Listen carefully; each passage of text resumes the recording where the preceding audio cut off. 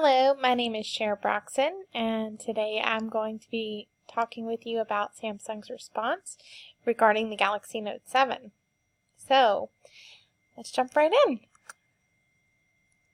So, to give you a brief overview, Samsung unveiled its yearly flagship phone in August 2016.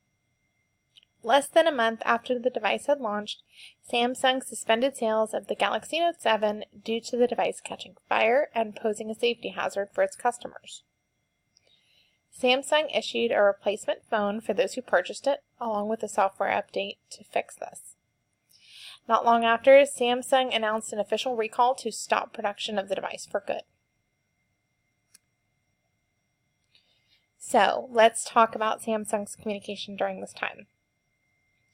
With recall number 1, Samsung apologized for the defective phone and suspended sales of the phone, stating that safety was their number one priority. They used minimalization, mortification, as well as compensation during this time as an effective strategy to help them with this communication crisis. Customers were offered a phone exchange and a $25 incentive, be it a bill credit or in the form of a gift card, for exchanging their phone during this time.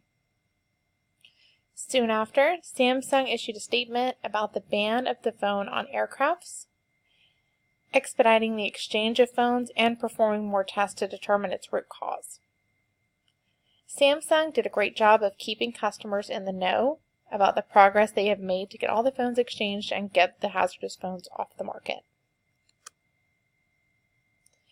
Samsung communicated that 90% of the phones that were exchanged, customers still opted for a Samsung device. Samsung leveraged their brand loyalty here to ensure customers that they were still trustworthy. Samsung's initial response to the phone catching fire proved to be sending an unclear message, as reports started to pour in about the replacement phones catching fire as well. Samsung apologized again and communicated quickly before ultimately stopping production and discontinuing the phone for good. So, how do we link this to our crisis communication theory? Samsung utilized several image restoration strategies here to recover from the faulty phone. The nature of the attack that prompted this communication crisis was that Samsung was accused of releasing a faulty phone that put people in danger.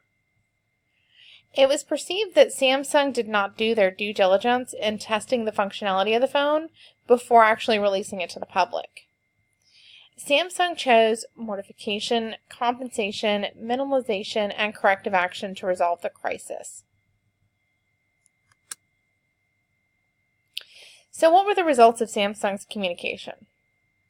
Samsung's initial statement about the cause of the phones were pretty vague. They made many consumers question if they really knew the cause or if they had gotten to the root of the issue.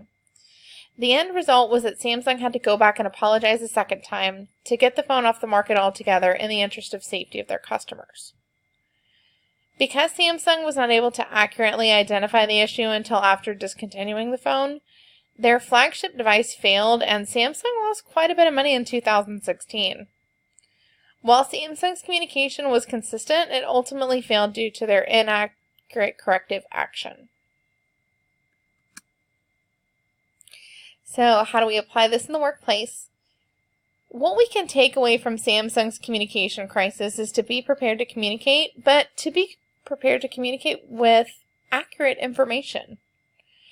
Let's make sure research is complete and thorough before using corrective action to prevent a second incident like what happened to Samsung. Being transparent with information as it becomes available helps your image, but it does need to be clear and concise. Thank you for listening.